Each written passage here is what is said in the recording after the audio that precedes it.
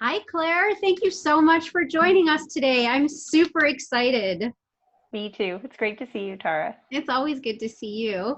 I just want to, before we get started, introduce our inner circle to Claire. Claire Cameron is always up to some really big things, and I'm always impressed. I don't know how you do it, but actually, I do. You make it a priority. So, let's just start with some of the things you're up to. I mean, you've got a full time career that you've been progressing at for the last decade. You are the deputy mayor of Niagara-on-the Lake, and you've done that from, I think, 2018 to 22. So that's a big thing in itself. Plus, you're starting your own business. I want to hear all about that. And you've got two young children, a fantastic husband, Mark. And on top of all of that, you work out daily and you have an amazing, healthy regime that you maintain. So I don't know how you do it all, It's but not possible. You're being way too nice to me, Tara. I wish, but it's the reality. I think when people tell me they don't have time, I often think of people like you. And so I'm so honored to have you on the hot seat today for December because I've been hearing so much complaining about COVID and you have maintained such a positive outlook. You've been up to some really great things and you haven't let it impact that wonderful smile of yours. So thank you for joining us. Thanks so much. It's great to be here, Tara. And yeah, I mean, I'd say, I suppose about 80% of your description there was true.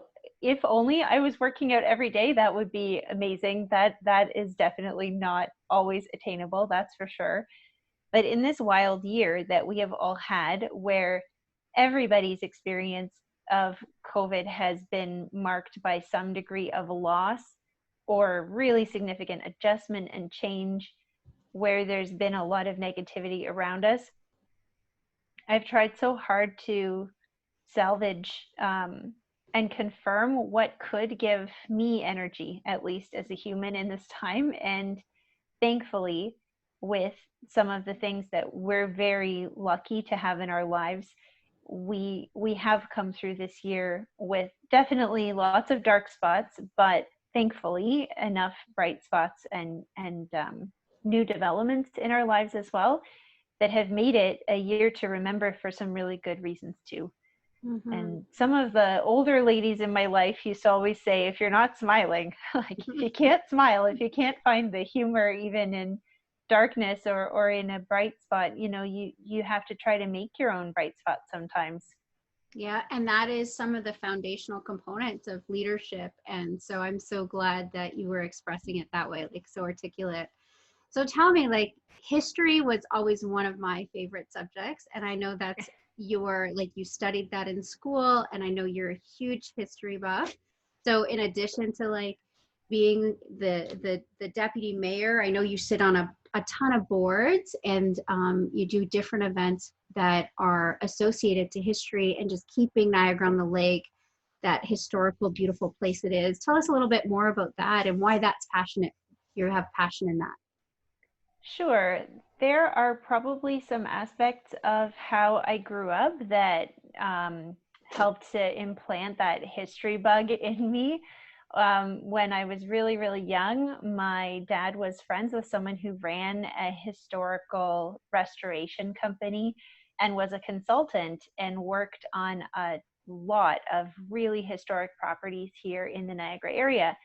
And a couple of times I had the chance to visit and see these projects that were going on where old places that you might have never given 2 seconds to look at would be transformed in amazing ways and would become renewed for current times, but not a full-scale contemporary renovation. They would be done to preserve and restore details from the past. And that seemed like such a valuable and the right way to do things, to renew things.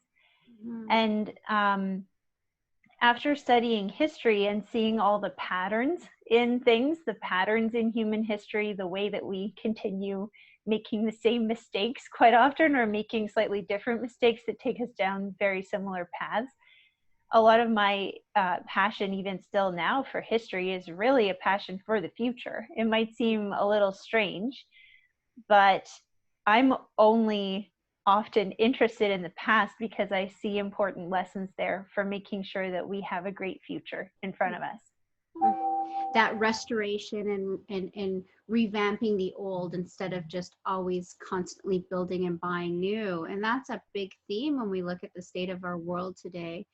Definitely. I should take the moment to just plug a particular organization in Niagara-on-the-Lake at the, oh my gosh, I'm so sorry. I really have to take this call because we are trying to buy a house right now. I'm so sorry. Go ahead.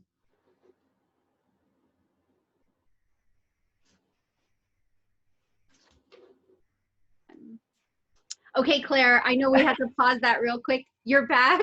What happened? Thanks. Tell us what happened. So among the changes that we've had the opportunity to enjoy this year, we've had the chance to buy a new house, and we just found out that all is said and done and the keys are available. So after this call, I can go and set foot in my new home. That's amazing. I'm really, really amazing. excited. Yeah. Okay, well, Inner Circle, like, we're not going to keep her too long because that's really important, but you were making a plug before you. Oh yeah, right. So yes, so there, you know, we are so fortunate in Niagara-on-the-Lake to have a wonderful physical fabric of heritage buildings, and not only individual heritage buildings, but entire streetscapes and classic cultural landscapes now, where there may be a naturalized area that also has historical and heritage significance. And those things are a key defining attribute of our community and where we live. And there's the Municipal Heritage Committee that does great work. Our planners at the town are very sensitive to how important heritage preservation is in the community. And there's also an entire school within Niagara-on-the-Lake called Willowbank that is devoted to teaching the fine art of heritage restoration. And just what you were saying about reuse and how that connects to ideas of sustainability and living with a smaller footprint, that is one of the key themes that Willowbank is picking up on now in their curriculum, and trying to pitch heritage restoration not as some wacky hobby, but as a better way to live, because it values what's happened in the past, it values handcraft and techniques, and brings it forward into a new contemporary time. And we've thankfully got some really beautiful examples of where old and new meet successfully together, and they do not have to be mutually exclusive. That's amazing. And you know, that is something I think more and more people need to start to investigate, is how do we leverage the past? How do we reuse what we already own? And even with heritage buildings and things of that nature, how do we appreciate that as we're bringing in the future? So it's amazing that you've had time to keep up that passion. Did that passion have anything to do with like some of the committees you're on, or even running for deputy mayor? Did that play a role? Yes, and I have to say too, I did not choose to be Deputy Lord Mayor of Niagara-on-the-Lake. It is a title that here is almost automatically given to the person who runs for local municipal council and gets the most votes. And it's just designated by bylaw. So when I first put my hat into the ring, it was to be a municipal councillor, and that is my official role with council. Most day-to-day activities, I'm just like any other councillor. But yes, my involvement with the Municipal Heritage Committee did really spark that final passion to go for a role on council. There were some really there was a particular concern in our community about the potential loss of heritage and how planning policy was impacting heritage in our community. And that was one of the key things that made me step forward. Also, through that committee, I got involved with some people whose passions and interests and whose love for this community really helped to light my fire a little bit too. That's amazing. So really, your passion that you've had since you were young, since you've inherited from your family growing up, and you studied in school, and now you've gone out and joined the heritage committees, and then it sort of manifested or created this maybe track you didn't even realize you were going to go out down by getting the most votes. That's a really cool story. Now, if that's not keeping you busy enough, tell us a little bit about this new business that you've started and what your desire was there or passion was there. Yeah, so it's funny because if I look just over my computer monitor right now, I can see mountains and mountains of sweatshirts in front of me. My husband and I started a garment business. Technically, the business was registered in 2017, the year that our first child was born.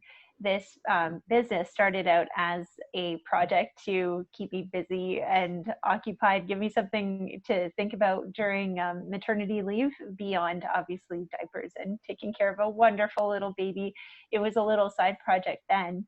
And it's been a very slow burn. There's never been enough time to devote to it until finally this year, I was actually able to get a place at our local farmers market.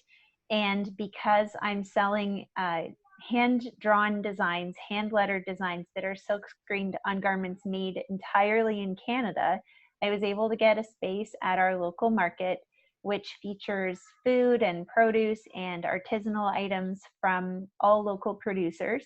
Mm-hmm. And I've been able to sell shirts just through really a pop-up shop kind of format, once every week through the market season starting in August. And now I've got online commerce set up and have the ability to ship and sell shirts. And every design is inspired by some aspect of life here in Niagara-on-the-Lake. Mm. So my first shirt has the letters Downtown Virgil on it. Virgil is a tiny village, or not so tiny, it's growing a lot actually, but it's a central village within Niagara-on-the-Lake, and that's where we live. And it's really the heart of commerce in Niagara-on-the-Lake. Of course, there's so many shops in Queen Street, and there's so many beautiful wineries and restaurants across the whole area. But Virgil, you know, if you need a haircut, you come to Virgil. If you need groceries, you come to Virgil. And yeah, we needed a shirt. So that's where it started. And now I have a few different designs that are available online. And how are your sales going? Pretty good this summer. I really wanted to just be able to sell my existing inventory. And the first day I was out there, I just wanted to sell one shirt to be able to know that somebody else understood the idea and the concept of this micro local kind of identity and pride. Mm-hmm. And people really got it. They got it a lot faster than I expected. And I've sold now almost all of my first round of inventory and have now had to make 2 more orders. So now I'm at the point where I'm simply trying to scale the business and scale the orders in the right way. Mm-hmm. And now I've stocked up on some winter, you know, hoodies, sweatshirts, even things that people were asking for at the end of summer. And I'm also working out the kinks of working with suppliers where you can't control the timelines on supply, even for made in Canada. Mm-hmm. And then for the logistics of working with a commercial printing company that's local as well. Mm-hmm. So I would have loved to make it in time for the Christmas holiday order season. I'm going to be a bit late on that, but you know, lessons learned, and I will know how to plan for next year. Right. And, you know, I want to acknowledge you because you said I wanted to step out of my comfort zone, try something, sell one shirt, and make sure that this little vision of mine was something people would like. So you took a risk and all your inventory is pretty much gone and it exceeded your expectations. So for the inner circle at home, we always talk about this with our talks where, you know, it starts with just starting, just making the decision, decide, push past the fear and go out there and just try. And so I'm so glad to hear that. And as far as dealing with all of the merchants and things like that, that's part of the growing and learning process. So those are really good issues to have. Because next year something else, right? I really appreciate what you've said about just starting, because I think, honestly, I mean, yeah, when I say, oh, well, you know, how do you find time? You make time.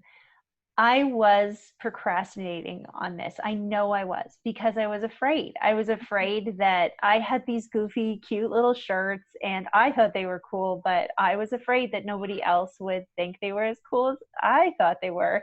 Mm-hmm. And I wasn't sure what it would be like to be literally, you know, face to face with people having to make sales. I didn't know if I could do that. And after that first day at the market, I was so energized by, yelling out to people like, hey, you want to buy some super local shirts? Come check out my shirts. And that dynamic between people, I found some energy to do that I didn't know I had. Mm-hmm. And now I really look forward to being there next year. I can't wait. They say when you get connected to your passion and your why, you get this feeling that you're never working, you're always energized, and there's always these moments of pure, like, just go and do it, right? It doesn't last all the time, but there certainly are moments of it. And it sounds like that's what's kept you going with your young family. How do you manage that with the young family?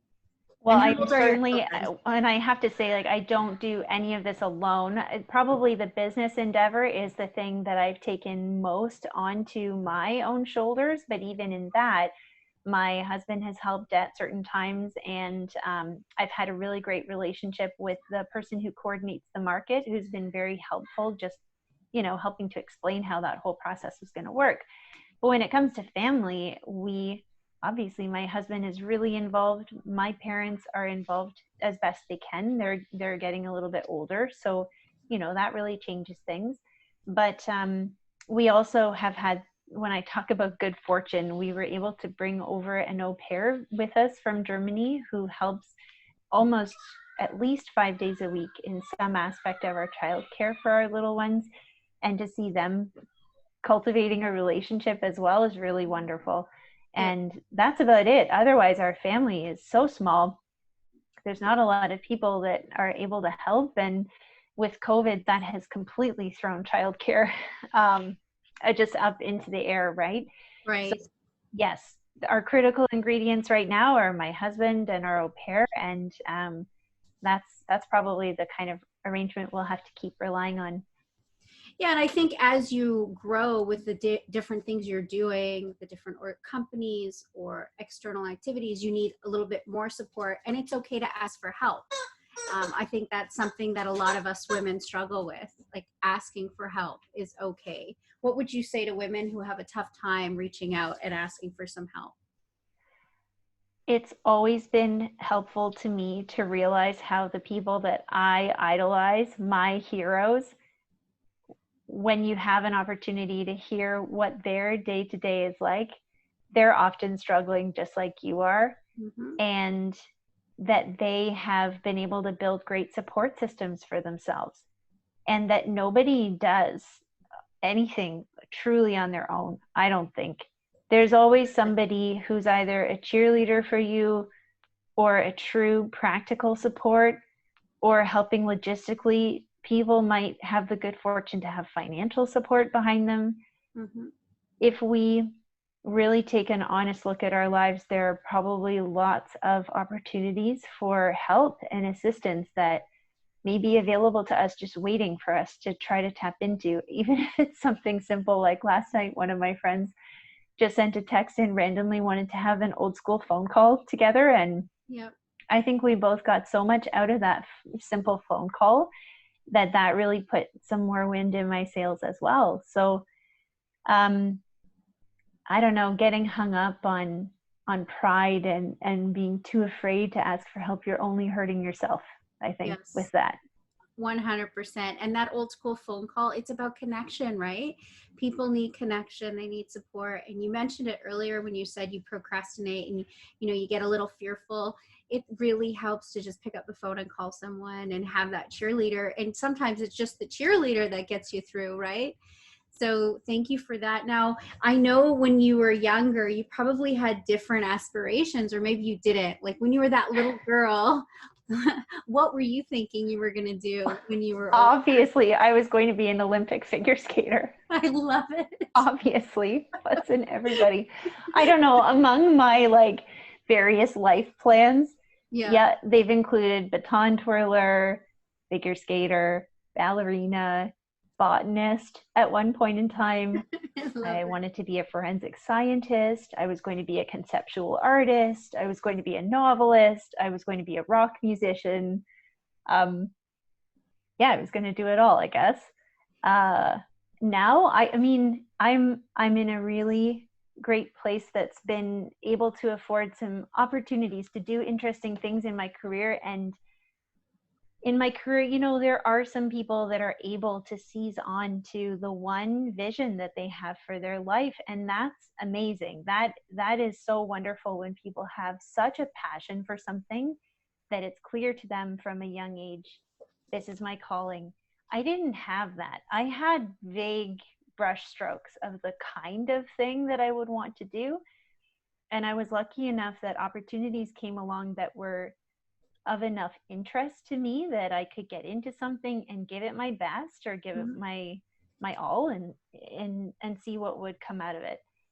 And you know, I ended up on my career track in a lot of cases because of volunteering. In the beginning, I volunteered at historic sites. That led to records and information. That led to information management. That led to relationships with the IT sector. And that took me into the direction of IT, which became, you know, the world of data analytics for a while. And now I work in the field of customer experience. So that's definitely not been a straight line from point A to point B. And I'm really, really grateful that I've been able to carve out a life for myself through that meandering, let's say, and that sense of experimentation. Yeah, and what I hear from you is like you got connected to your passion, you sort of got your why, and you let the hows just happen. And what I mean by that is one thing led to the other, and you were open to the experience. And I think so many times that word you said earlier, procrastination, steps up. We procrastinate because we don't know how we're going to get where we're going.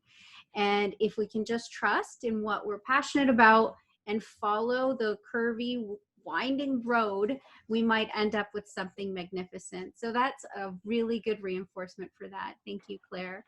And great. You didn't have someone to tell you this when you were probably a little girl. So if you were to say something to the little girls out there, or the little girl within all of us women, what would you say? Just one or two things. Just try something.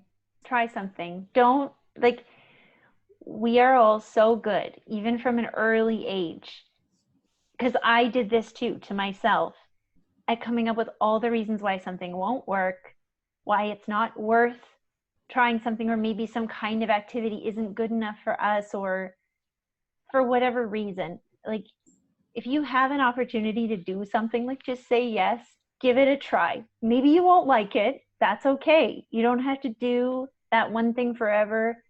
Nothing is going to be perfect as well. Mm-hmm. And if the drawbacks of something are enough that you can live with that, and you can still live a good life for yourself with some of those negatives along with all of the positives, then I think you're in a good place. And I want little girls to believe in themselves and just go for things. I want that for every person, you know, whether you're a little girl, a little boy. I just want people to have the freedom to try the things that they're interested in, and get some enjoyment. Well, it sounds like you're giving people permission to step into expansion, which is what it's all about. And I appreciate it. I appreciate your time. I can't believe you took time out to talk to me as you were closing your house. Congratulations. It's always great to talk with you. You deserve it, and so much more. Thanks for giving us some great examples of how to just go with it and make magic happen. We appreciate it. We appreciate you. And I can't wait to talk to you soon.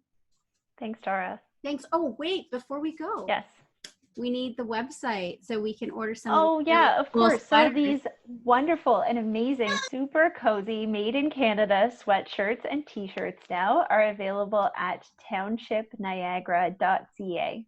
Townshipniagara.ca. Yes, Township. So the company name is Township. And like I said, founded in 2017. You can find all of our apparel online. And yeah, we look forward to shipping something to you. Amazing. Thank you. I'll include the link, and I appreciate it. Now go see that beautiful house and have a wonderful day. Thank you. Thanks. Bye-bye. Bye.